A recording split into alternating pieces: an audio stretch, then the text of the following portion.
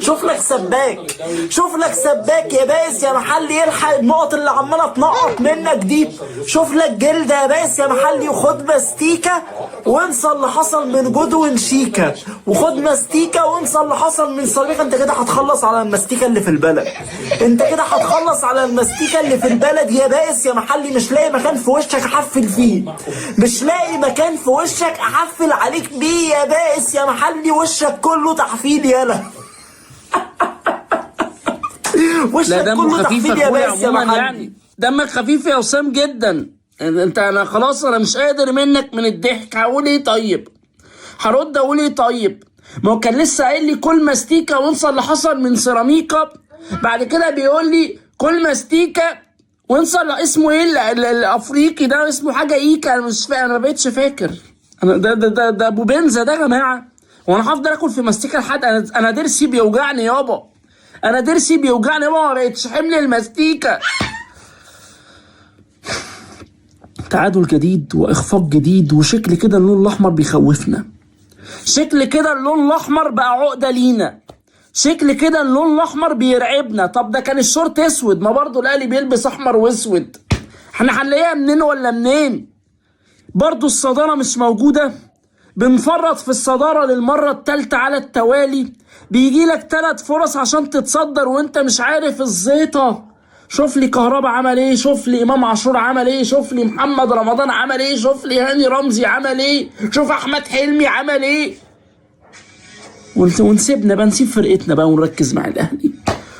تعادل الزمالك والطلائع الجيش كما توقعت، انتوا عارفين توقعاتي ما بتخيبش. 2-2 ويلا نبدا النقط. شوفوا لنا سباك يا اخوانا عشان بدانا ننقط. هنركب عداد، هنركب عداد خلاص، ما هي ملهاش حل تاني، هنركب عداد يا هنركب جلده.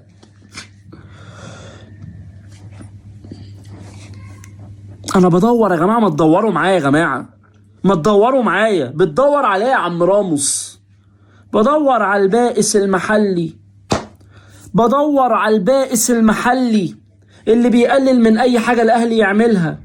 بدور على البائس المحلي اللي قالك شباب بلوزداد فريق ضعيف، بدور عليه اشوفه المحه اللي قالك شباب بلوزداد فريق ضعيف عشان الاهلي كسبوا 6-1. اي فرقه الاهلي يكسبها بتبقى ضعيفه.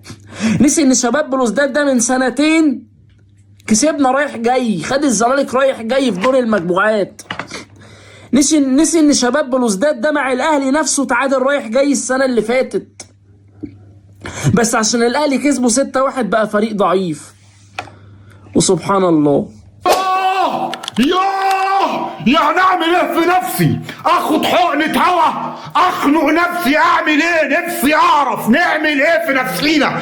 يعني الاهلي سايب لك الدوري، الاهلي سايب لك الدوري، بيقول لك اكسب يا لوح، اكسب يا بني ادم، انا سايب لك الدوري فرصه تروح تكسب. عمال تتعادل مع السيراميكا وتتعادل مع طلائع الجيش، بتعمل عقد كل شويه، تعمل عقده لنفسك. المصري تقعد 4 ماتشات 5 ماتشات ما تكسبوش لحد ما تكسبوا. طلائع الجيش النهارده بقالك مبارياتين مش عارف تكسب طلائع الجيش. لو عملوا الدوري من فرقتين برضو الزمالك مش هياخده وهيطلع الثالث الرابع. عامل لك دوري 18 فرقه، النادي الاهلي مش مركز معاك، مركز في دوري ابطال افريقيا ومركز في الستات اللي عمال يضربهم في فرق الدنيا كلها، وانت بتلعب خلاص. ركز في الملعب، انزل اكسب، انزل فرح جمهورك، استغل الفرصه يعمل. لكن هقول لك ايه، شويه عيال لابسين بامبرز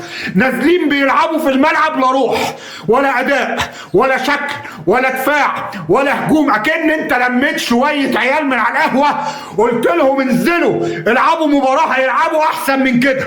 يعني دي مش محتاجه مدرب، يعني دي محدش يقول لي جروس وجوميز وفريرا وباتشيكو، دي مباريات مش محتاجه مدربين، دي مباريات محتاجه ان انت يبقى عندك دم، عندك شويه دم يبقوا عندك عشان تنزل تلعب في الملعب.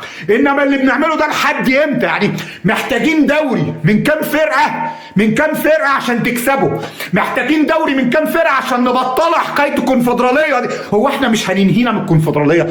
هو احنا الكونفدراليه دي ما نعرفش ننهينا منها ابدا؟ هنفضل طول عمرنا نلعبها؟ عامل لك دوري من 18 فرقه، من 18 فرقه برضه عمال تتعادل مع كل طوب الارض مع فرق مش موجوده على الخريطه. ياني الزمالك يتعادل تاني. ياني الزمالك يتعادل تاني، التعادل التاني على التوالي. وشك حلو يا جروس. ايه يابا ما تعمل حاجه بقرعتك دي؟ ايه الدخله المنيله بمين اللي انت داخل بالنقط؟ اجيب لك كيس جلب بجد والله، اجيب لكم جلبه يا جماعه، جلبه احطها تحت القعر بتاع السكوس والسام، عمالين ننقط تعادلين ورا بعض. اول 6 ماتشات اتعادل ماتشين واخسر ماتش يخش فيها 6 اهداف. عواد مش شايف قدامه، عواد باع عرضه وباع تحت باطه وباع كل حاجه، باع كل حاجه. ياني والله بجد ياني الزمالك يتعادل تاني وحد يشوف لنا جلبه.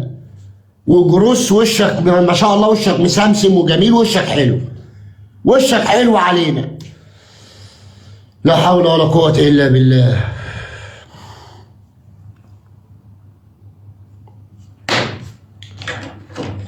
ازيكم يا جماعة وتحياتي ليكم في فيديو جديد عقب انتهاء مباراة الزمالك وطلائع الجيش في الدوري المصري، والتي انتهت بالتعادل الإيجابي بهدفين لكل فريق.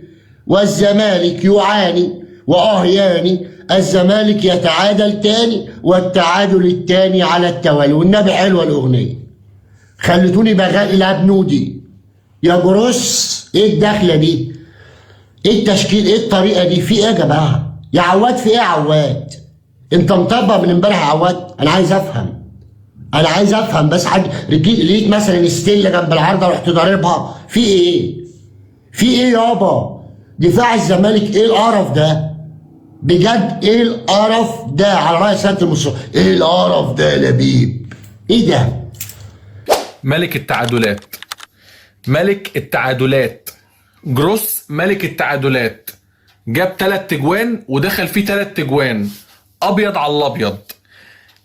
بالله عليكم بحد يجي يقول لي اديله فرصة، ده لسه جاي وبيستكشف الفريق. يا جدعان ارحمونا من الكلام ده وام المبررات التافهة اللي احنا بنحطها علشان خاطر نرضي انفسنا بالتعادل، عشان خاطر اقول الحمد لله رب اتعادلت مع طلائع الجيش، كأني مثلا اتعادلت مع الاهلي، كأني مثلا اتعادلت مع ريال مدريد، مع كامل احترام الفريق طلائع الجيش المحترم والكابتن عبد الحميد بسيوني المحترم ولاعيبه طلائع الجيش اللي كانوا رجاله النهارده، وعرفوا ان هم يعني يورونا ان احنا حرفيا لا عندنا دفاع ولا عندنا جون. واللي هيقول لي تاني عواد هو الاصل احسن جون في مصر، هقول له ما اتفرجش على كوره تاني.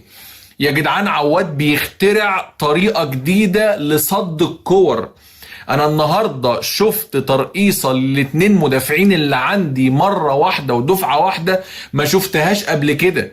ان انت تجري تلبس حسام عبد المجيد كوبري، بعد كده تروح رايح مقابل الونش، تروح لم وموديه يجيب عيش، لقى الفرن قافله، رحت انت جايب الجون من جودوين. كوره غريبه وجون عجيب بيوريك ان انت ما عندكش دفاع اصلا. والحاجه الثانيه بس سؤال يعني صغير لمستر جروس، اتمنى ان هو يجاوبه، يعني اتمنى ان هو يجاوبه. هو حضرتك المسلوسي كان في قمة مستواه قبل ما سيادتك تشرف وتنور، هو انت ليه مقعد المسلوسي دكة؟ يعني انا بس بحاول افهم واتفاهم انت ليه مقعد المسلوسي اللي كان متميز جدا في منطقة المدافع، وكان مدافع متميز وكان من احسن مدافعين في الدوري، مقعده دكة ليه؟ هتقول لي الونش رجع وحسام عبد المجيد موجود. يا جدعان انا نفسي انا بقول الكلام ده الانديه المصريه كلها مش الزمالك بس، نفس الأندية اللي تجيب لعيبة بتدفع لها بالدولار ويحسب لاعب أجنبي، الراجل ده يا تجيبه تلعبه أساسي وما يطلعش دكة غير لو هو مصاب، لأن أنت المفروض شواف وعارف قبل ما تجيبه إن هو كويس، يا إما ما تجيبوش أصلا، دي فلوس بترمي على الأرض.